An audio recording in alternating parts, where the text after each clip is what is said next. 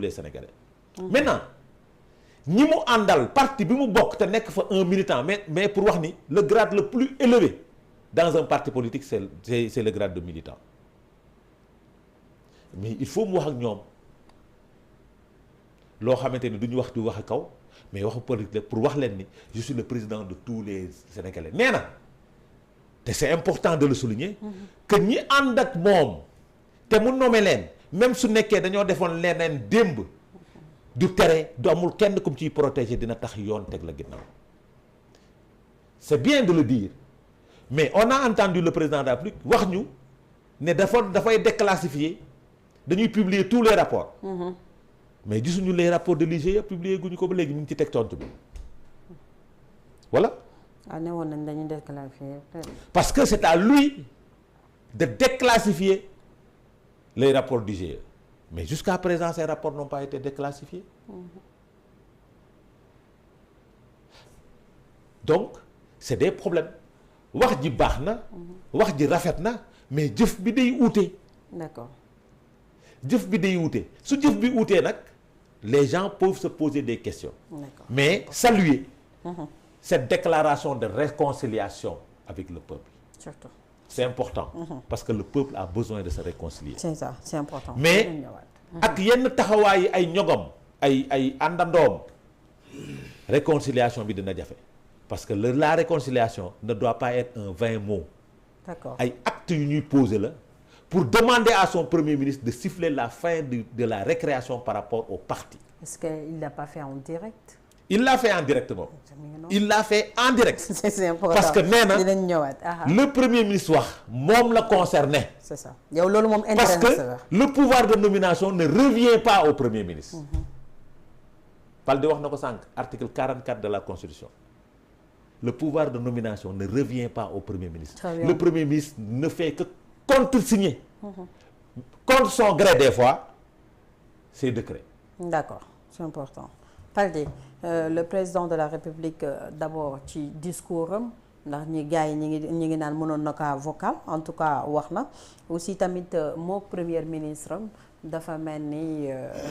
xaaw ñoo déggoo ci yenn wax yi. wala boog am na foo xamante ne ñëwuñ ci ñëw na nag ci point yu bëri jëm ci nomination yeeg mbirum Bougane ak réconciliation bi war a am ci peuple bi quand même on commence ak déclaration bi comment est-ce que nga apprécier déclaration président Diomaye Faye. waaw dañ koy rafetlu. ndaxte nag jàmm du doy te soo jiitee réew bëgg leen liggéeyal mi ngi fekk jàmm am donc effectivement il n'est jamais de trop que le président wala kilifa bu mu mënti doon génn delloo si nit ñi ci sago effectivement ci période bii ñu nekk nga xamante ne ñu ngi woon ci période préélectorale mi ngi doon commencer am une montée de la tension politique et sociale ba nga xamante ne jur na ay ñu jàpp jur na li xew Tamba ak Barthélémy Diaz ak leader yi nga xamante ne dañ demoon manifester leur solidarité à Bougane mais également commencé woon na am ay tëkkuwante ku mel ni Bart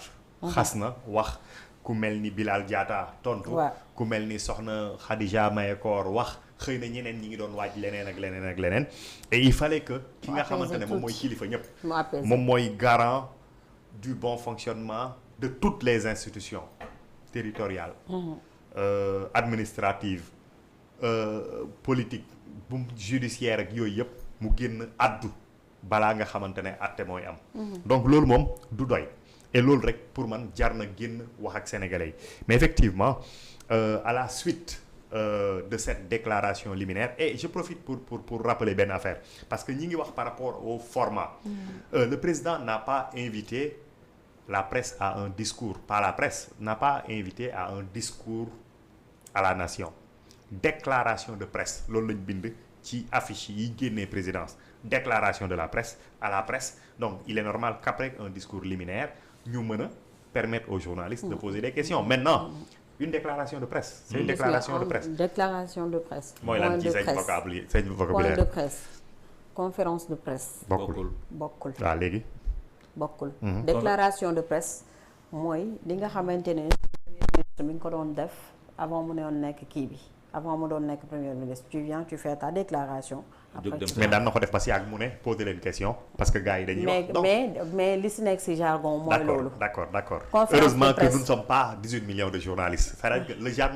jargon journalistique ne saurait prendre le pas sur li nga xamante ne lañ seq ak président et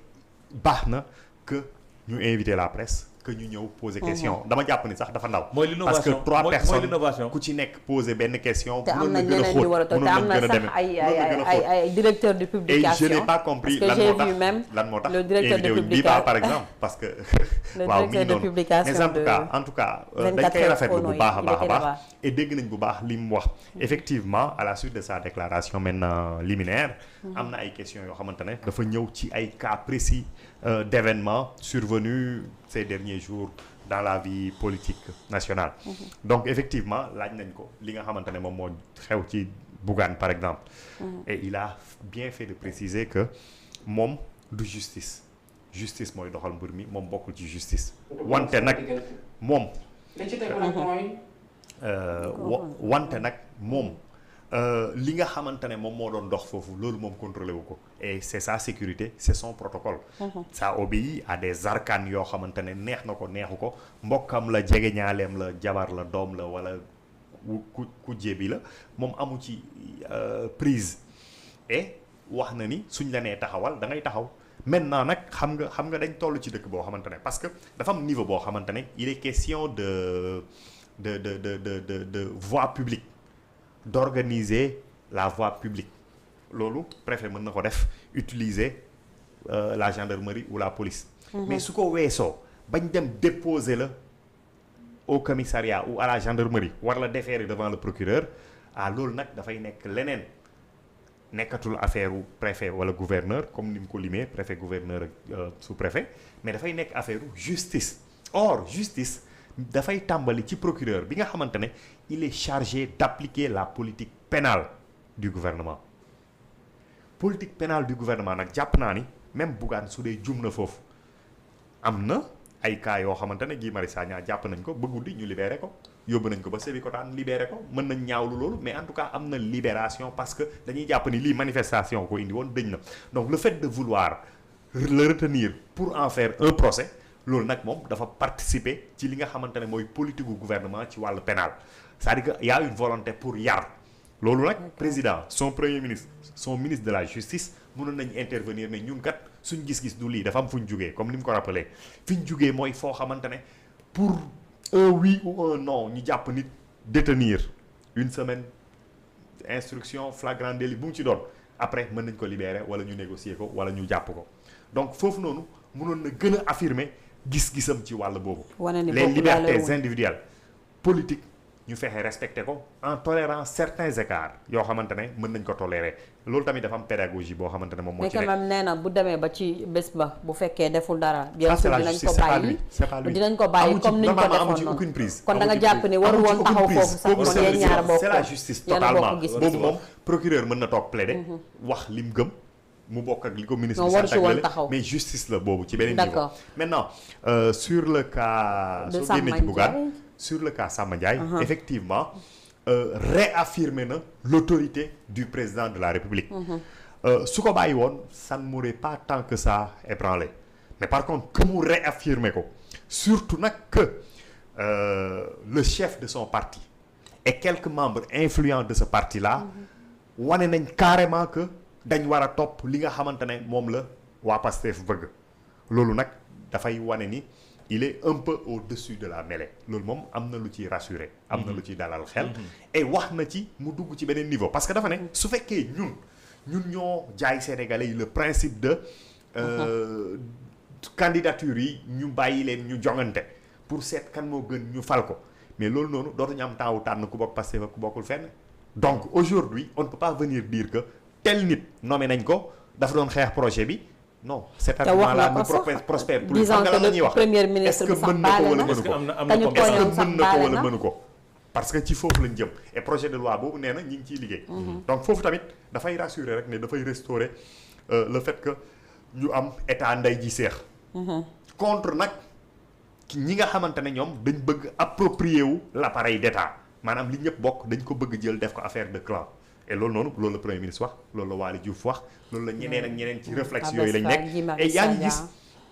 ay poste de désapprobation depuis bi mu waxee ba léegi am na ñuy wax naan dañ am lu leen metti am na ñu ne baale wuñ mënuñ baale nangam mais en tout cas lui réaffirme qu'il est le président de tous les Sénégalais. waaw troisième question mi ngi ñëw ci